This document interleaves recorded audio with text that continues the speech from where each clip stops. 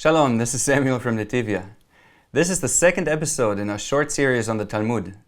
If you haven't seen the first video yet, I highly encourage you to do so. You can find the link to episode 1 in the description below or in the end screen of this video.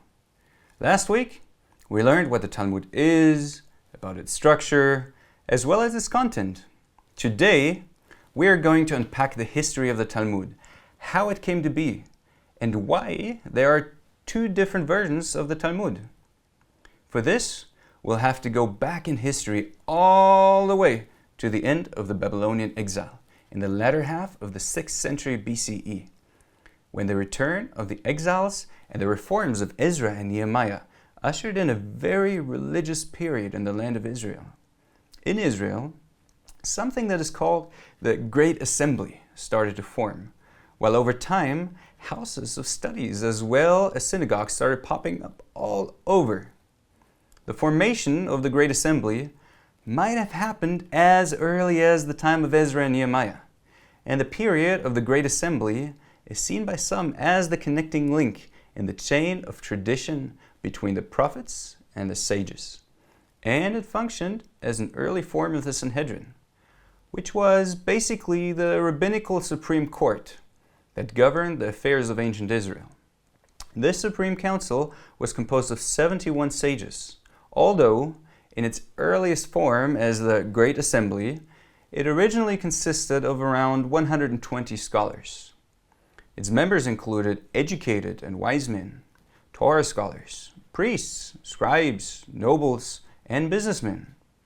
So, before the start of the Common Era, Jewish sages, later referred to as the zugot, meaning pairs, began formulating and establishing the core principles of rabbinic interpretation, belief, and practice. They also provided government and legislation since, according to tradition, they jointly led the Sanhedrin. These two heads that jointly led fulfilled distinct roles. One of them filled the role of the Nasi, meaning prince, or in more modern terms, president. This role was usually fulfilled by a descendant of King David. He was seen as the preeminent political leader in Israel. Traditionally, his responsibility was to ensure that conflicts were resolved peacefully, and that the spirit and compassion and brotherly love described in the Torah was upheld during the legal decision-making process. The other one filled the role of the Av Beit Din, which means father or head of the court.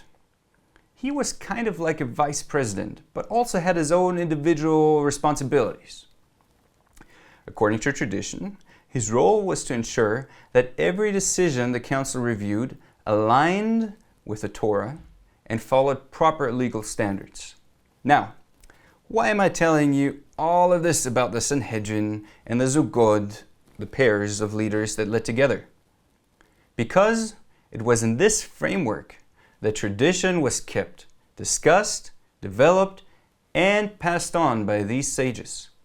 There are countless references in the Talmud to the teachings and sayings of these leaders, as well as to the Great Assembly that we just talked about. Now, we're arriving at a period of great transition and change. We're getting to the time when Rabbinic Judaism began to take shape, to a time when centuries of oral traditions and teachings and interpretations were gradually woven together into what we now call the Talmud. This transformative era began in the shadow of a national tragedy that took place in the year 70 CE, the destruction of the Second Temple in Jerusalem and the following expulsion of the Jewish people from the city. In response, a new center of religious authority was established in Yavne, where Rabbi Yochanan ben Zakkai transformed his school into the spiritual and legal heart of Jewish life. This marked the birth of rabbinic academies. At first, these were very modest gatherings of scholars rather than the grand institutions that would develop in later generations. Their purpose was to safeguard the spiritual legacy of Israel.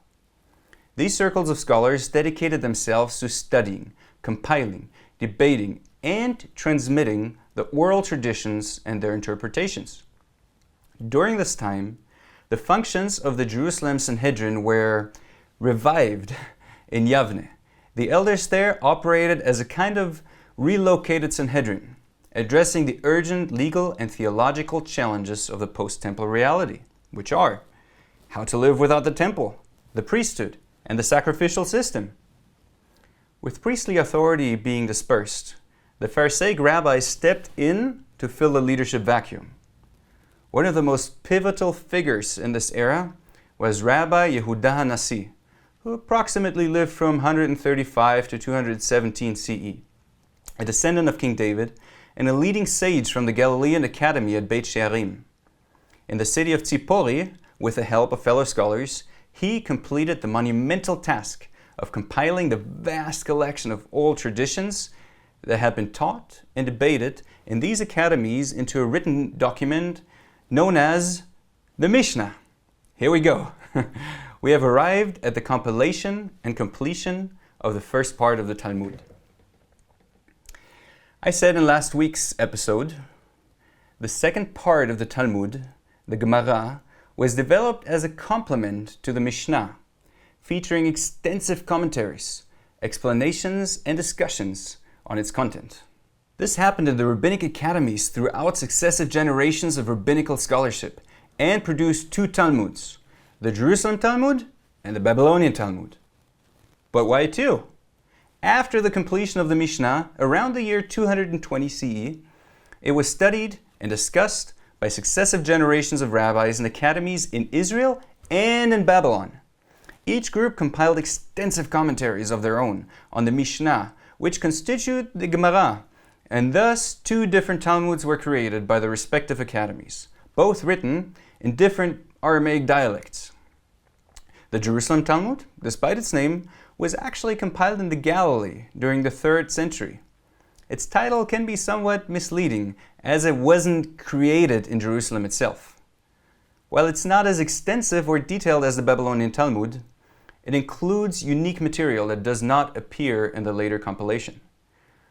Though shorter and less widely studied, the Jerusalem Talmud predates the Babylonian Talmud by about 200 years, making it particularly valuable for those seeking deeper insight into the Jewish context of the late Second Temple period and the time of Yeshua. Now that you know what the Talmud is and how it developed, the question remains, how is this relevant for me as a believer in Yeshua the Messiah? So, if you're interested in the answer to that question, as to how one as a believer should relate to and approach the Talmud, I invite you to tune back in next week for the 3rd session of this mini-series.